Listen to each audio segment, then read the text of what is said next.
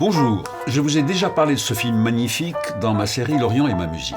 Je vais vous reparler maintenant un peu plus en détail de ce que je considère comme un chef-d'œuvre. Ma collaboration avec Michel Oslo a été très harmonieuse et productive. J'ai commencé mon travail de recherche et de composition 1 an avant l'animation, grâce à un très beau storyboard que Michel avait préparé et dessiné. Dès notre première rencontre, Michel m'a parlé de l'importance de la berceuse sur un plan dramatique dans le film, parce qu'on la retrouve très souvent. Je me suis attelé à la recherche et à la composition de la berceuse. J'ai écrit une dizaine de thèmes. De ces 10, j'en ai retenu 4 qui ont donc concouru au championnat de la berceuse.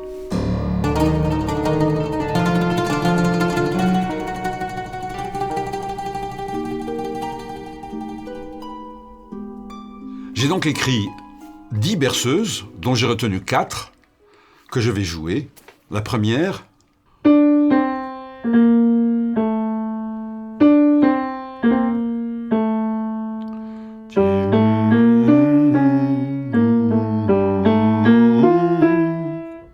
La deuxième.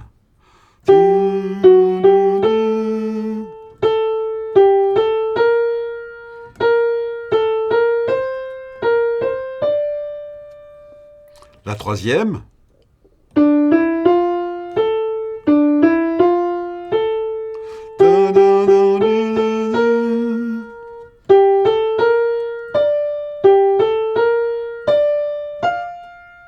Etc. Et enfin la dernière.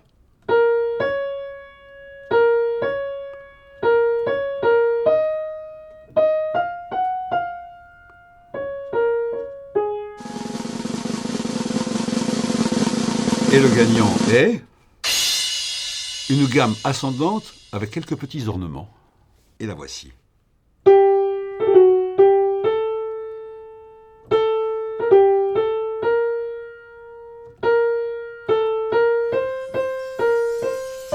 Sabi Sarir, petit enfant, Yassir Kabir, deviendra grand. يقطع الوديان يطفي النيران. Il franchira les océans. Il sauvera la fée des djinns. وهو يخلص حرية الجن. Et tous les deux seront heureux. معا يعيشون بحنان. seront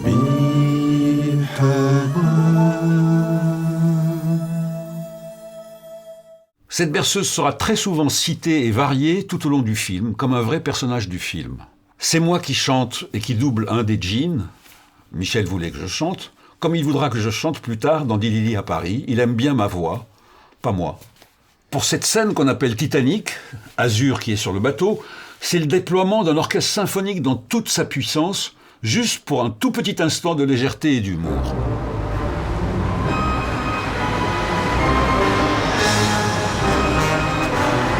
Je vais vers le pays de mes rêves et vers l'amour.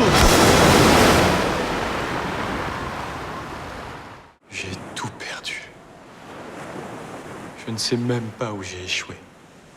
Quel triste paysage. C'est la lampe de ma nourrice. Ici. Oh, les pauvres gens. C'est la lampe de ma nourrice, mais je ne comprends rien. Cela fait trop longtemps. Et ma nourrice ne parlait pas aussi vite. Mais il faut que j'y aille. Courage.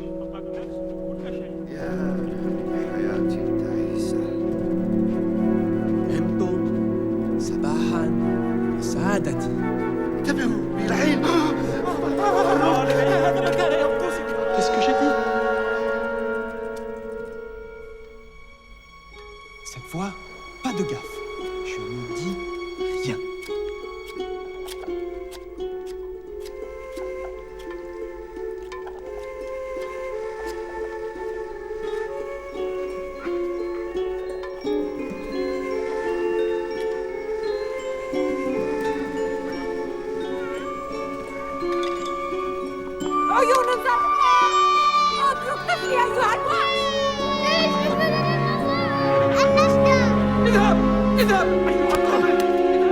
Il faut regarder ce film plusieurs fois pour en percevoir toute la beauté, les couleurs et le soin apporté à chaque détail surtout. Voici maintenant une des plus belles scènes du film, je dirais ex aequo avec la scène du lion écarlate.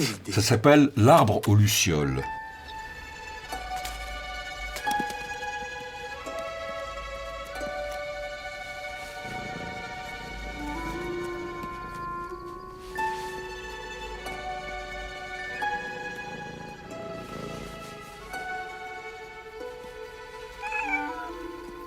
Caressez-le.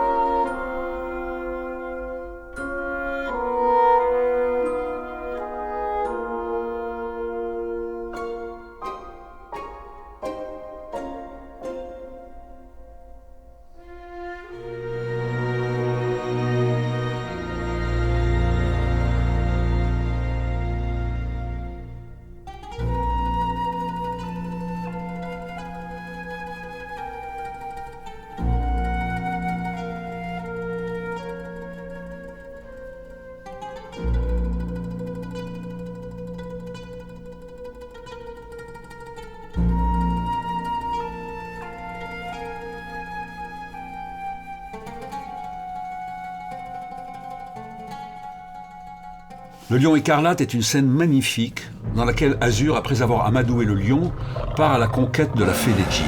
Le son de cette musique repose sur un mélange entre l'orchestre symphonique et les musiciens et percussionnistes orientaux.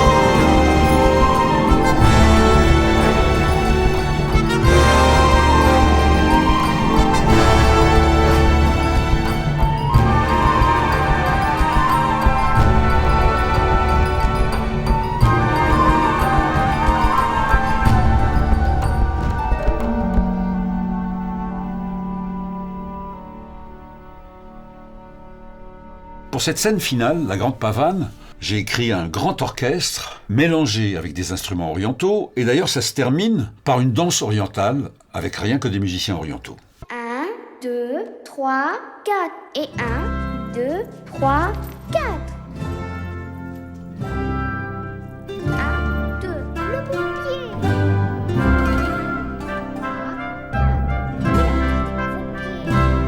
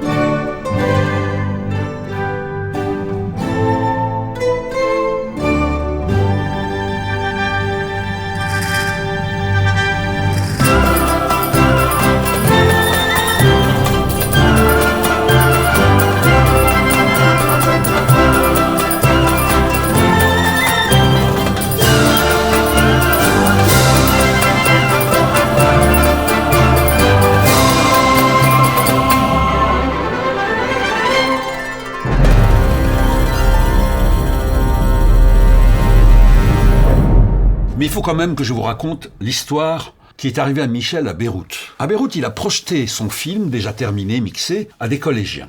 Après cette projection, ces collégiens lui ont écrit et lui ont demandé s'il était possible d'avoir un final différent. Ils avaient une autre idée pour les noces de Azur et Asmar et ils voulaient entendre une sorte de cantate de noces sur le thème de la berceuse. Comme le film était déjà sorti, Michel m'a demandé de la composer et d'en faire une belle démo. Donc pour la berceuse triomphale, c'est toujours le même thème mais un peu en majeur, quoi.